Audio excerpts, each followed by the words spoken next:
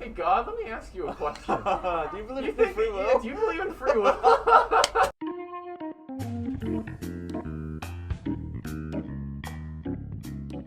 So, last Invincible episode. Hell yeah. Oh my God. When I said, like, when we first started watching Invincible, when I said how Robert Kirkman took single panels, like single pages of art in the comics from fights, and just dragged it out, like when Omni-Man fought Omni-Mon, the Digimon, when Omni-Man fought the Guardians of the Globe and he killed them in the comics, that was just one page, and they're like, no, we're gonna turn it into a 3-minute fight. And with this fight, it's like, oh, it's only like a 10-page fight. Yeah, okay, it's gonna be like 25 minutes, and they're like, we're gonna do every bit of violence just excruciatingly slow. I think that was a good opportunity to just be like excessive. Yeah. But I did have that mental note in the back of my head that was like, Omni-Man is usually stronger than this. Like, this definitely changes where you have the power level set. Because he won the fight so easily in the comics.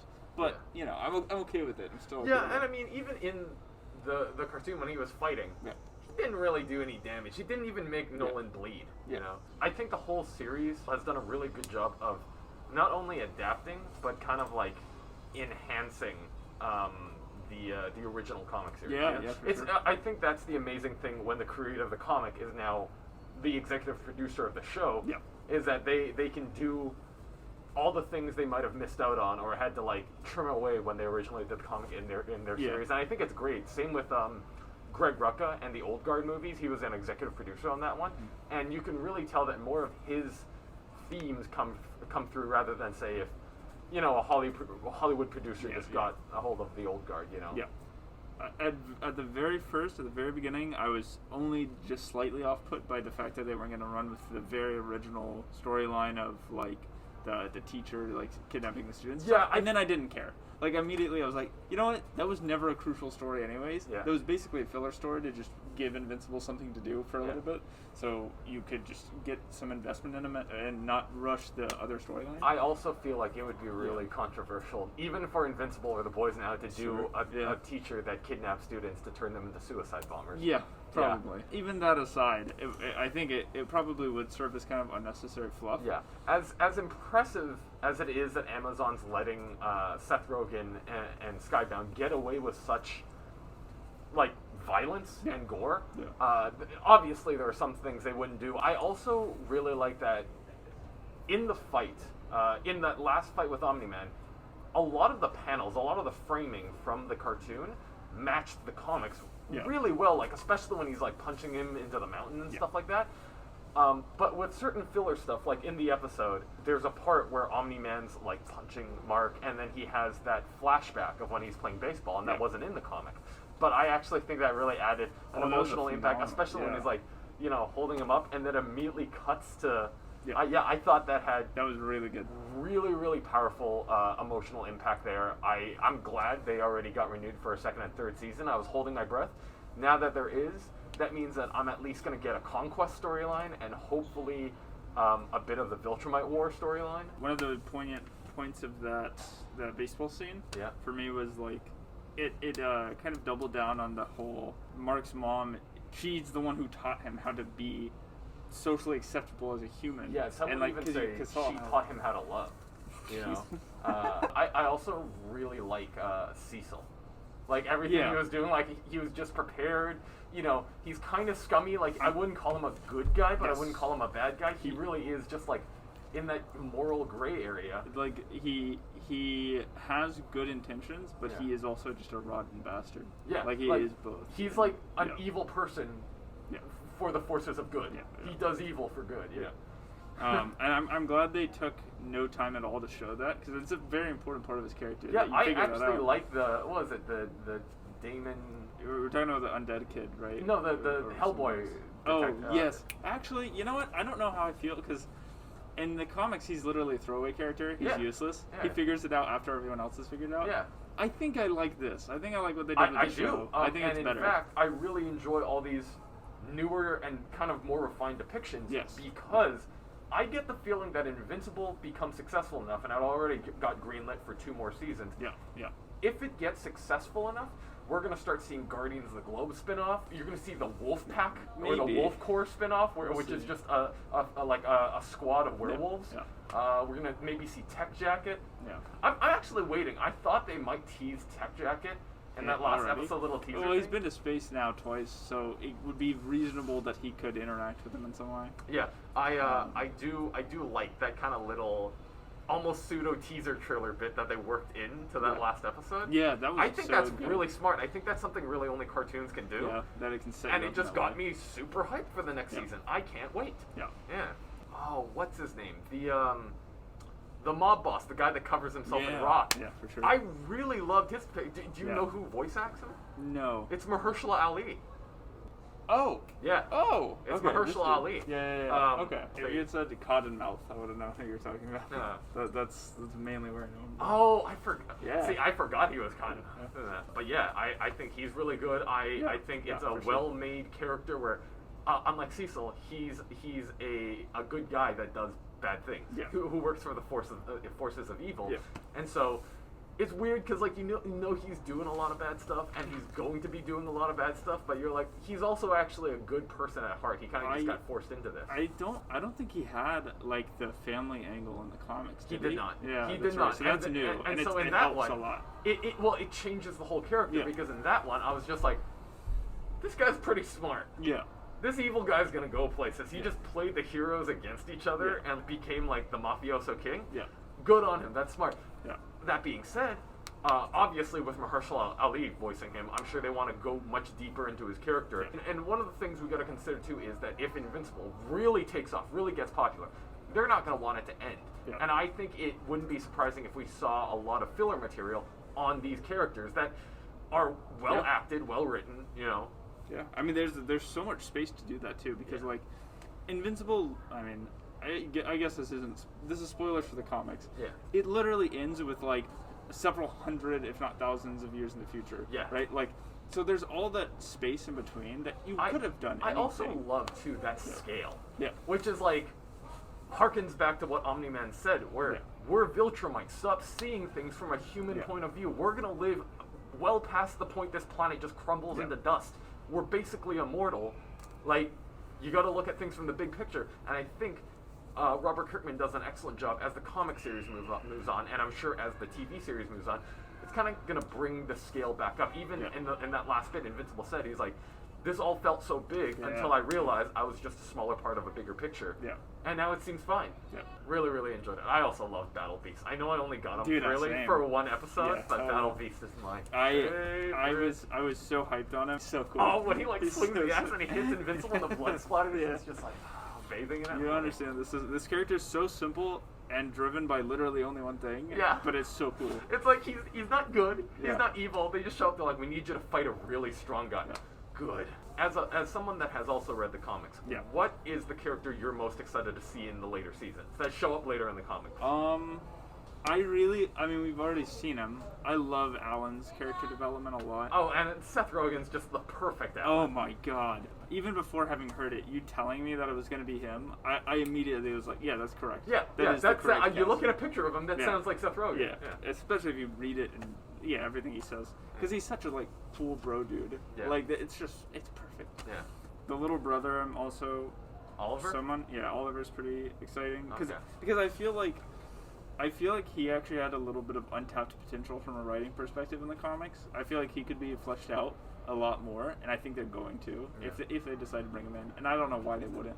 I'm excited for Throg. He's the king of the Viltrumites. He's probably one of my favorite bad guys because he's evil, but it's also like evil for the sake of what he sees as good. Yeah, if you were to look at him in the context of other Viltrumites, he is completely He morally... really is a hero. At minimum, neutral, but by most standards, he's literally like their hero. Yeah, he's the hope for their race. I'm sure if you asked the Viltrumite, that's what he would tell you. He's the greatest among us. Yeah. I also liked that they cast Mark Hamill as the... Oh yeah, we looked that up afterwards. Yeah. Also, this is a side note. The best part about Amazon's like streaming platform is that you just like touch the screen and it shows you all the voice actors that are currently playing the characters. So we'll touch the screen on the iPad. You don't even have to pause it. But as soon as you touch the screen, it'll like fade a little bit and then show you all the current characters in the scene and the voice actor who plays them. Really? If I'm not pausing, then what I'm looking for, or what I'm going to do is pause to look up the voice actor. Yeah. They literally built it in for me, so I don't have to look it up. Nice. It's the best thing ever. The best feature I've ever seen any streaming platform do. Do you watch Brooklyn Nine-Nine? Yeah. My favorite is that Pimento, the guy that plays Pimento, is Rexplode. Oh, really? And you couldn't tell the voice? The thing that stood out most to me was that in that episode, with the Guardians of the Globetrotters, you got that awesome montage. And at the end, Rexplode, he's questioning like Monster Girl for being young, and Monster Girl punches him and beats him up. And as he's dragging himself back upstairs, his pained voice acting is really good. Oh, Christ. Gonna shit blood. I go back and forth between thinking it's really good and he's doing a good job of being like the annoying like dickhead he's supposed to be, and then also thinking it's like just a little bit overacting. I don't know where I land. And I hate Rexplode as a character. He was one of my least favorite characters. He's supposed to be hateable. He is, obviously. Yeah. And yet I don't care. But because Jason Mantzoukas is voicing him, he's like one of my favorites. He just has such an energy about him, and he does his voice literally sounds explosive. And Stephen Yeun actually did a really good job. He's been like, I know he did Walking Dead, but he's been really standing out as a voice actor. He's in Final Space as a little catto, where he voices just like a cat. I didn't realize that was Stephen Yeun. I think it's just perfect. Yeah. So, dude, I need to preface that I'm not usually a big fan of these kind of like, you know, special variant cover events. That go across, like, I honestly hate it. You pay $1 more for a cardstock variant of something. But I begrudgingly admit that all the covers of the X-Men Hellfire Gala have been fire. Yeah. They're sick. Oh my god, they're so good. And the outfit design is also just phenomenal. I just like that they're like, you know what? We have our own country now. Time for our own fashion show. Yeah, for sure. Who do you think's coming up with these outfits? Emma? Probably no. No, because the mutant is the one whose literal power is like, well, he has like multiple arms. I'm forgetting his name. Jumbo Carnation. Jumbo Carnation? Yeah. He's got 4 arms, and then his other power, he has Teflon skin. Wow. And then he's just a fashion designer. Yeah? Yeah. And he's impervious to mean things said about him? No, it's literal Teflon skin. Oh, okay. He might be very sensitive about him. He's really good friends with Emma Frost. Okay. And, like, she basically, like, hired him to do it. Yeah. I like that, obviously, like, everybody in the guide here gets one outfit, but Emma, she gets 3. Oh, yeah, of course. Obviously. I actually like the full diamond form yes, one. That one's pretty hot. Yeah, the diamond dress one. Yeah. That one's the best by far. So Rogues I like. It's not like super stand out, but it's nice and sleek. Yeah. Angels, not for me. No? Yeah, I don't love it. Rachel Summers again is like super edgy, but totally. I honestly I love the look. It's like I love the heels. They're oh my god, they're awesome. Yeah. I also really like Storms. Yeah, Storms is good. Yeah. It's nothing crazy standout. Yeah. Obviously accepting the honestly, dude, thunderstorm even around Cyclops looks good. I think like that Regal costume is probably the best Cyclops outfit I've seen in a long time. There's a little tidbit of him having a conversation with the guy making the outfits, and he was like, "Listen, I know that you got to make everyone look good, but like, can you be subtle with mine?" And he's like, "Yeah, don't worry. Like, you'll look good, but I know that you don't like to stand out too much." So I think that's actually good. That it is. I mean, it is subtle. Yeah. I really like the giant visor on his face. Yeah. I think it actually makes his power look way cooler. Yeah. Jean Grey's is okay, but I mean, what is she using her telekinesis to like hold those little? If she is, that's sick. I do really like that Sunfire outfit. I think it's like just Asian enough, but still super regal. But I really, really love the headdress he has, the helmet he's wearing, and you know, I really actually don't mind Sunfire. I know he kind of started off as a villain as such, but let's remember that before it got Disney-fied, Sunfire was the head of Big Hero 6, and at one point in a fight, he used his power so much, his face set on fire, so his head was just charred black for the longest time. Okay, I was gonna say, Colossus, I've never seen him be more hot. I mean, listen, Colossus is a beefcake. I don't like the Russian hat variation, but Either of them? The one with the the other two. Yeah, the see-through shirt, the see-through dress shirt. I like it. I like it. I don't know, man. It's just the haircut and everything. He's so good looking. But look at that Iceman costume. Look at that Iceman outfit. It's amazing. Look at I the would wear platforms it. too. Yeah, the platform heels and the shades. Oh yeah. Oh god, I like it. I like that weird necklace he gave himself too. I actually really like Havoc's. I really like Havoc's. Havoc's is pretty dope. I like it. Yeah. I like that they took his helmet band things and they put it around his shoulders. Chest, yep. Yeah. Yeah. Dazzler's is alright, but I mean honestly, Yeah. I think Dazzler's outfit is probably the weakest out of all of her outfit incarnations. Like you look back on Bendis's X-Men, you look back on Uncanny X-Men, any of those Dazzler outfits are great. I don't know why they went so simple with that one. And then you got all the people that are too tough to be willing to wear fancy outfits. Put me in a suit. Yeah. Put me in a suit and then give me a pouch somewhere. Yeah. Everybody else's is clearly high fashion. You know, they're trying to make everybody look good. Whereas Professor X's, I feel like, is their attempt to create almost like a military attire. Yeah, right. But like a military kingly attire. dress. Yeah, exactly. A military dress or something to represent their country. And I think that Krakoa outfit looks good, especially because it looks like it's made out of Krakoa. Yeah. I think this Gala thing has potential. Like they could do an Avengers Gala. You know, they can do a Fantastic Four Gala, and it's just a chance for up and coming artists or like some of the rising artists to show off and just do random cool designs. For heroes, and hey, you know, if people like them, all of a sudden, like Cyclops has a sweet new outfit that's way better than his regular popsicle-looking outfit. I only read the first issue of Witchblood, but it seems pretty good so far. Yeah. I just really liked the art. Like that's the reason I even brought it in, is because I knew I would end up buying it. Okay. The main character is just cute as hell. I like it. It's Vault. That's actually crazy. That you would bring up Witchblood, and who's it written by, since you have that up? Matthew Ehrman. Matthew Ehrman? Yeah. Okay, so I'm only one issue in. Okay. And it just starts with her in, looks like Midwest, whatever. And it seems like she's just escaping whatever past she had and just trying to live on her own, do her own thing, and not bother anybody. And then immediately finds trouble. And it turns out because she's a witch, she comes from this line of witches. Her blood is special, so the vampires are particularly interested in her. Yeah.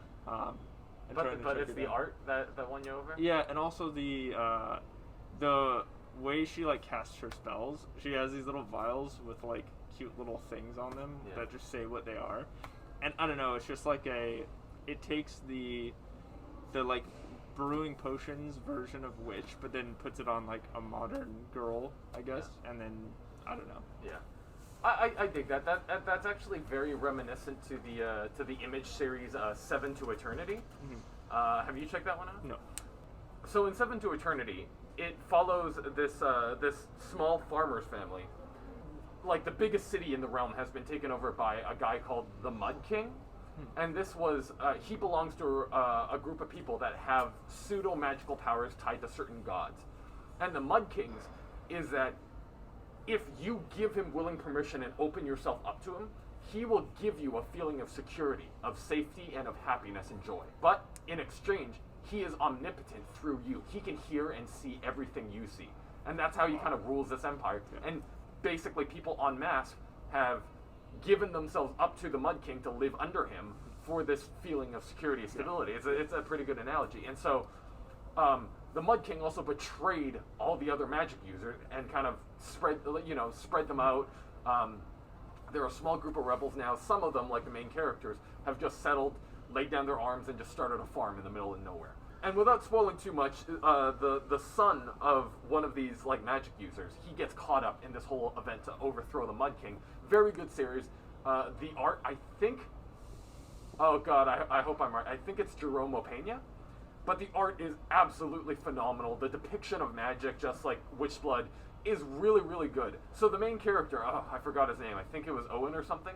But the main character, he actually can't use magic. His father could by connecting with like a god that was a giant eyeball that would give him powers and like energy weapons. He can't. So what he has is called a hammer and nails. And so the hammer is actually like a shotgun, and the nails are individual spells. Each bullet has been blessed by the blood of a previous ancestor. So each ancestor, because they had different spells, he has like a bandolier of these bullets, each that fire a different spell, except all his ancestors are dead, so he actually has a very limited amount of nails to use. And so unlike other people that have a lantern that summons stuff, or they can morph and change, he just has a gun and he'll load different spells into it and fire them. That's cool. Yeah, I thought that was a really good concept. Idea of like spell slinger, super cool. Yeah, like a literal spell gunslinger. Yeah. And the thing is, he himself can't make any more bullets, so it's like, I got 30 shots for this whole adventure. That's it. Yeah. That's it. Otherwise, we're screwed. But it's funny you mentioned Witchblood and Vault Comics, because I've also been reading a lot of Vault Comics lately. They've been churning out a lot of like really unique premises, I feel. Yeah. The one I was reading is called Shadow Service. I don't know if you saw that one. No. It's like this young girl who is also a witch, but when she was a little kid, her like abusive father was beating her mother, and so she'd always kind of heard these random voices in her head, and she realizes they were telling her spell names. And so as a baby, she casts a spell that fuses her father to the wall into like this weird wall monster to protect her mom, but her mom immediately sees this, freaks out, and just runs out of the house and leaves her there. And so with the monster screaming, she just manages to teleport herself into the middle of London. Just in her pajamas, like a little girl in London. And she basically grows up. She grows up kind of just living off the streets, kind of mastering her powers, not really connecting with everybody, living under the radar. She works as a private investigator for kind of supernatural things. She has a handler that just gives her these supernatural jobs. And so she gets caught up in this case in regards to a runner, which is, there are two types of demons. There are demons that kind of live in between Earth and Hell, and then there are demons stuck in Hell. They're just full Hell demons. And the way these Hell demons can live, I guess, is they make a contract with a human being. So for like 50 grand, the human being gives up their body to be possessed by a demon for a few days, so they can party, debauchery, and then they go back to hell. But a runner is when the demon refuses to leave and keeps the body and just runs off with it. And so she has to deal with that, and she gets caught by Section 26, or as the agents like to call it, MI666, and they're the United Kingdom's secret, like, James Bond agency for defending the UK against supernatural threats. I'm only 3 issues in, but the art isn't terrible, and the story's just interesting enough. I gotta say, like, with Vault and Aftershock comics, I haven't come across a comic that wowed me in terms of its concept. Like, the concepts all seem done before. Yeah. That being said, I do enjoy the writing that Vault and Aftershock have for their characters. Like, I enjoy the dialogue itself. Yes. Yeah. Yeah. I would say the same for Witchblood so far. I just hope they give some, like, you know, slightly better concepts a try. Yeah. It just feels like with witch stuff, like Witchblood, Shadow Service, they do both kind of sound like the same. It's just a witch trying to... Are we, like, in the middle of another, like, a witch renaissance in fiction or something right now? Maybe. Witch renaissance in fiction. I like how a lot of what I'm seeing is not, like, classic witch stories. It's more like Witchblood, where it's like, I have powers, but I have powers to make something, so I need ingredients. So it's them either doing stuff with like tarot cards, or making potions, or having to get ingredients so that they're able to like make charms and curses. It's not just like full out, like, you know, classic magic. Like, I can do spells. And I think it's really, really interesting. I've been liking it. Yeah. Yeah, like, because I'm a big fan of magic and witches anyways. Like, I absolutely love Harrow County, which is getting more story, and I'm very excited. And in fact, I heard Harrow County's getting made into a show now. I will piss myself. I'll be so excited. What if I was Harrow County? Bro, you just the whole county. I'm the whole. I'm just the Earth. I don't know if I would want it to be animated or live action more, because either would be fantastic. But with how creepy and crazy everything looks, I feel like animated would really like do well, or else they would have to have a very good team if they wanted to do it like live action. Yeah, although just because Travis brought it up and then you just dropped so many witch titles on me, Sorry. we might be we might actually be in a witch renaissance. It's like kind of like so. whatever's in, and right now what's in is witches and Witches. kaiju, like big, like ultra mega. Yeah, there was what was the last one? There was another thing that was super popular for a minute, and now it's irrelevant again. I can't remember what the last big thing was that everything was doing it. Was it zombie? No, it was vampires. Speaking of vampires, though, I don't know if you read the end of the newest Avengers arc, but it was pretty funny. So, you know how in Marvel, Blade right now is part of the Avengers, and they've been setting Dracula up with this whole thing where he went to Russia, and he's like, give me Chernobyl, I'll give you all the secrets to vampires. And so Russia gives him Chernobyl to be the new free city of vampires. So, because King in Black, Null comes, invades, fights off, and they convince the vampires and Dracula to fight for the humans against Null. At the end of it, Dracula goes to the UN and wins sovereignty, so that the UN recognizes the vampire nation state. However, at the last page, they say there was one caveat to that, which is that the Avengers would send one person to be like a sheriff, like a diplomat, making sure they're not violating the laws, and so they're sending Blade. That's so cool. the next Blade series is just Blade in being the sheriff of a vampire city. That's cool. Yeah, that actually sounds like an amazing concept. That's I can't very wait for cool. that. Also, it looks like the new Moon Knight is going to be about vampires too. I just hope they don't go too much into vampires, because one of the things I liked about so much Moon Knight is that half the time you don't know if it's real or not, or if he's just crazy, if he's just insane. Yeah. I did really like Fist of Khonshu though, when he's just like, sorry Iron Fist, I'm gonna have to beat. It was funny. Yeah. But I didn't love that arc. It was okay. Okay. Here's the thing. But a lot of people have talked crap about Jason Aaron's run on the Avengers. Yeah. I actually love Jason Aaron's run on the Avengers because it's not what anybody expects it to be. Okay. It's just like they're all fighting for the Phoenix now. Okay, lots of weird Phoenix kung fu fighting. Okay, now you know what? Vampire City. You know what? Their base is a Celestial. I'm just Thor and She-Hulk are boning now, but not Jennifer Walters. And there's a lot of weird consent issues going on with if they're sharing a body and She-Hulk wants it, but Jen doesn't. Questionable. Yeah, I don't know. Lots of that. But regardless, Ultra Mega by James Herron Very good. is probably one of the best new comics out. Yeah. And if you haven't checked it out, folks, please be sure to check out Ultra Mega by James Herron. You can find it on Comixology. You can get it at your local comic shop.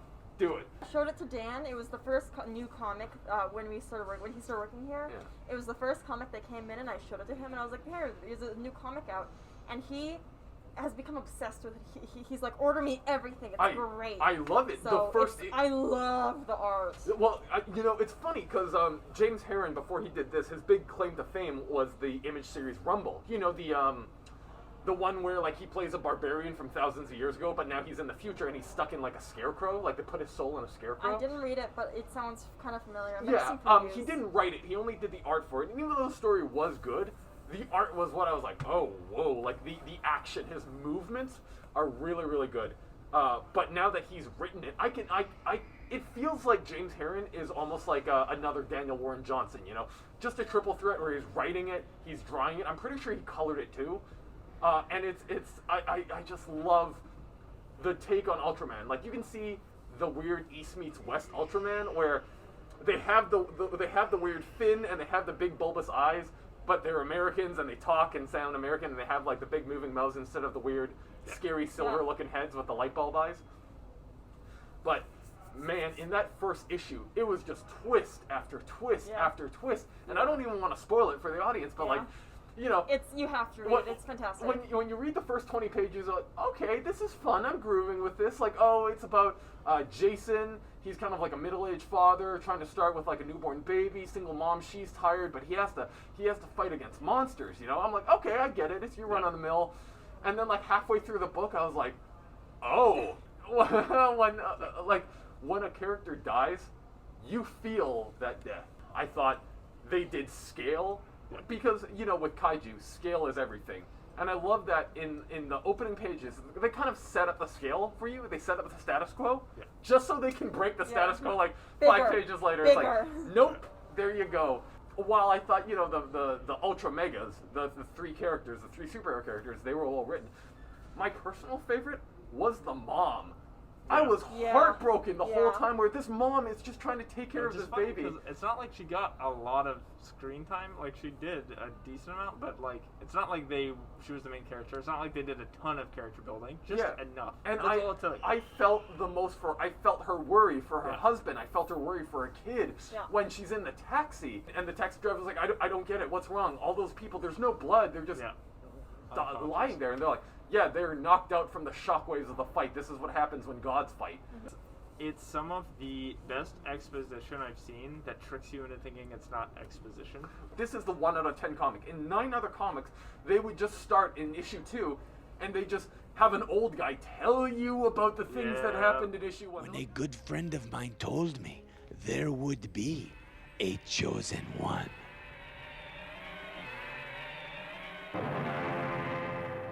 There will be a chosen one. They're like, no. We're going to get you invested in these characters first, and then we're going to destroy all your hopes and dreams and whatever. But everything you liked, that's gone now. To be honest, other than Pacific Rim, I'm sick of the kaiju thing, you know? Marvel tried to do it with Monsters Unleashed, and then they're doing the Mech Avengers right now. I'm not really big on the Mech Avengers. Yeah. Ultra Mega actually won me over. I was so sick of kaiju titles, and then Ultra Mega came in, and I was like, you know what? I care about giant monsters again. I didn't think I would, but I do. The fact that I like it, it's like regardless of the fact that it's a kaiju thing, which is pretty telling of how good it is. Yeah. That I don't care for that type of genre at all. Yeah. It means nothing to me. Yeah. But it's still just a good story. Yeah. I can't believe James Herron turned this out. He went from being like, oh, that's a good artist, to, oh my god, that's James Oh, it's Herron. phenomenal. Like, Is he also the colorist? I think so. I'm not 100% sure, and I wouldn't want to take credit away from the colorist, because whoever does do the colors is friggin' amazing. It's insane. Yeah. Like, the art style alone, with how, like, warpy it is, and how everything's just a little too big, or, like, too circled. Like, it's very, like, naturally grotesque looking. Yeah. Which is, so it's fantastic, like, lining and actual design, but the colors just really make it pop. Dave Stewart. Oh, okay. Colorist. Oh, so Dave Stewart is the colorist for Ultra Mega? Looks like it. Looks like it, yeah. Okay, so I guess we'll take it back. Fantastic. Yeah, fantastic. Dave Stewart's coloring work on Right. Ultra Mega is friggin' phenomenal then. The action has all the momentum of like a Daniel Warren Johnson comic, but the art also kind of reminds me of Kim Jacinto? He does a lot of Marvel stuff. He did Sentry, which is like, it's very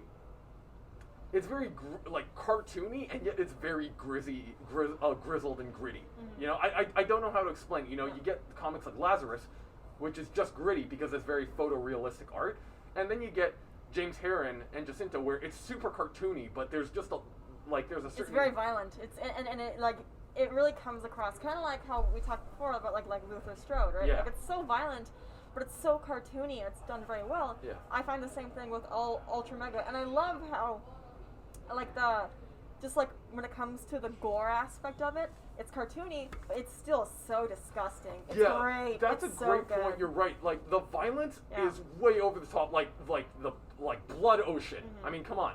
But I think because it's drawn The cartoony the enough, art I'm style willing to really helps balance it. Yeah, exactly. Because it's just cartoony enough that I guess I'm willing to I'm able to suspend the disbelief.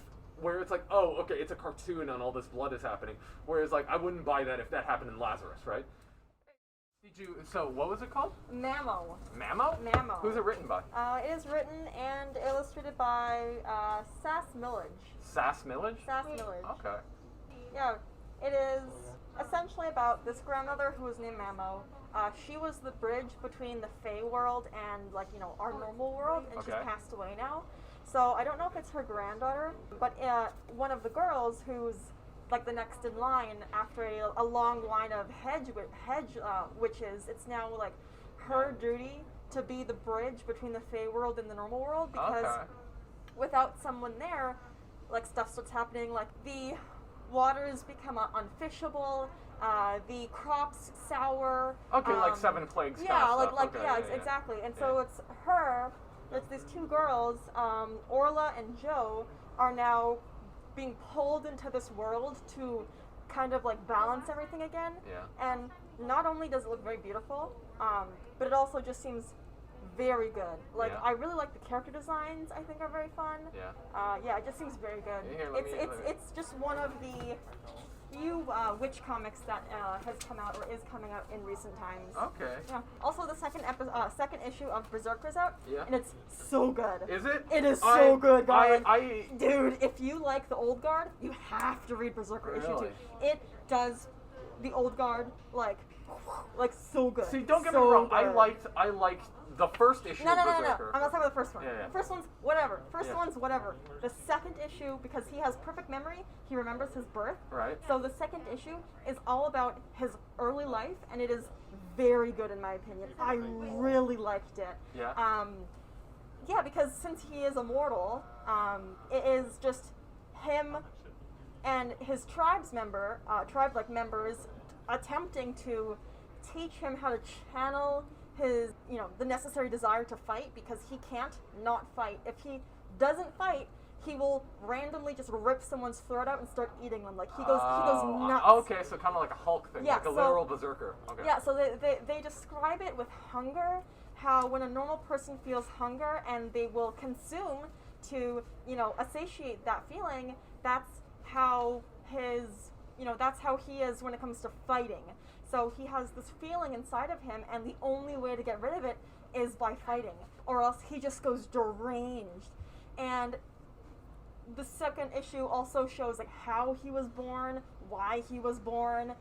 His parents did it because their tribe kept getting attacked, and so they just prayed to God, and they did like seances, and they like did all these things to just get a god out there to give them a weapon because they were dying. Right. And a god answers, and the woman gets pregnant for 2 months, and then the baby is born, and that is the main character, the berserker. Keanu Reeves? Yeah. That's how Keanu Reeves was created. Oh, I'm I pretty know. sure. Exactly. All the 100%. world's hopes and dreams Yeah. are poured into one people, and then Yeah. some lady just mother married him out. Yeah. Yeah. But I really like how the second one went. I just loved the details about it. I loved, seeing the history of how, his family and his like original tribe treated him and trained him. I liked more of the talk between like him and some scientists, and like his relationship with the US government. I just really liked it. Yeah. I liked it way more. I liked issue 1. I liked issue 2 way more. Way more. Way Okay. more. And I really, really hope that it catches on more. I know that there was hype in the beginning, but it did get pushed back like, 3 times? 3 times? And so I ordered quite a few shelf copies, and I didn't manage to sell very many. But now that the second issue is out, I'm hoping that I'll be able to sell more, Yeah. because I really feel like people are, for how much advertising it got, people are really like kind of sleeping on it. Yeah, you guys are right. Order some of the Skybounds. Sounds good. Yeah, at least Okay. bring a science dog for me. Okay, will do. I will make note of that right now. Science dog! Science dog! I haven't had a chance to tell you, and Amber, I know you're a fan of Always Sunny in Philadelphia. Charlie Day and Rob McElhenney went and created a new show called Mythic Quest, and it's basically an office sitcom about the creators of WoW. Like, they run the biggest MMORPG in the world called Mythic Quest, and it's like a sitcom about them doing crazy stuff there. And it's a comedy series. It's pretty funny. I personally would say Always Sunny is still a little funnier, but Mythic Quest is in their first season, so I'm sure everybody's still trying to find their footing and whatnot. So it's Rob McElhenney, and he's the boss. You get Daniel Putty, Abed from Community.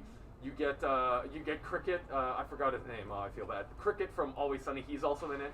So you get a lot of overlap. But then the 5th episode comes out, and this 5th episode is called Dark Quiet Death. It's the one episode directed by Rob McElhenney, and it's a standoff episode. So you get 4 episodes of comedy, and then you get Dark Quiet Death, which isn't a comedy. It's a romantic tragedy about two young people trying to make a video game of their dreams. And as they get successful, you can see how the corporations and the game developers slowly take more and more away from their vision until there's nothing left. I think you would, above all people, would absolutely love it. Dark Quiet Death stars Jake Johnson, who, he's the weed guy. He was in, like, Cops, where they're impersonating cops. Yeah.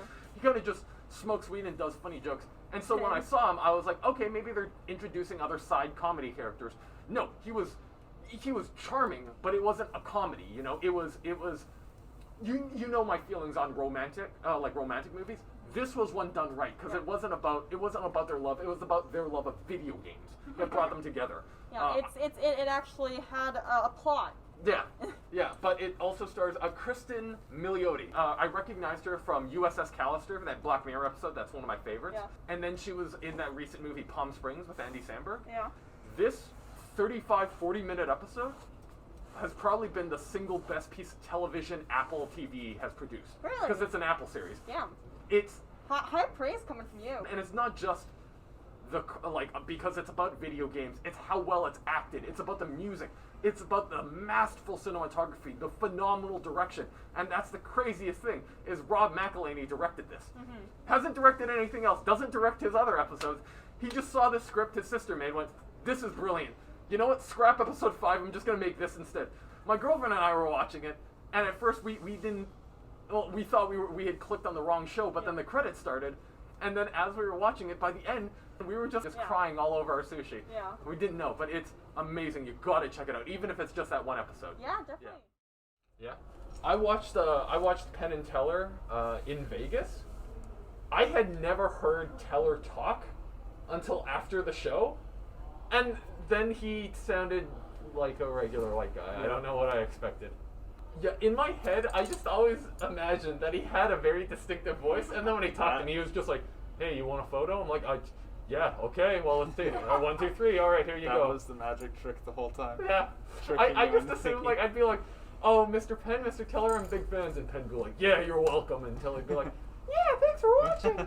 Have you guys learned anything new in your Bible studies class? But sometimes he reads me Bible stories. I do. What? Do you actually read Bible stories? It's only because it's an interesting book. Why? What's your favorite Bible stories? The first one I told her about is Job, because it's funny shit to me. Right. That God literally just abuses the hell out of Job, and Job just takes it to the chin. Yeah.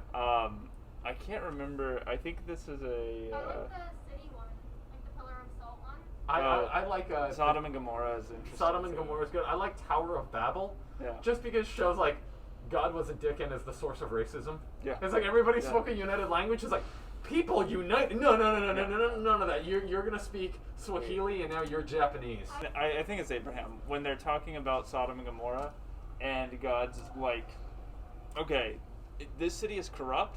I'm just gonna like kill everyone in it. Fuck them, right? And Abraham, I'm pretty sure it's Abraham, is sitting there like protesting with God, like, God, what if in this city of like 1,000 people, what if like 50 of these people are actually good? And God's like, okay, if there's like 50 good people, I'll spare them, okay? I'll spare the city.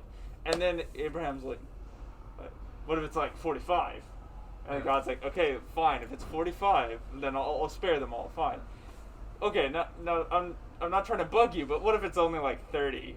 Okay, listen, if there's 30 good people, you know, that's fine. I guess I'll spare them. Okay, but listen, God, I don't want to piss you off, but what if it's like just 10? And he just does this, and he's just sitting there like fighting with God, arguing, saying like, Man, what if it's just like one guy? I can see why you love this story. It's just about some dickhead philosophizing God into the ground. Exactly. No one else, but no one in the New Testament would ever be brave enough to do that. See, I bet if Only you ever died Abraham. and went to heaven, God would be there, and you'd be like, "Hey God, let me ask you a question. Do you believe in free will? Do you believe in free will?"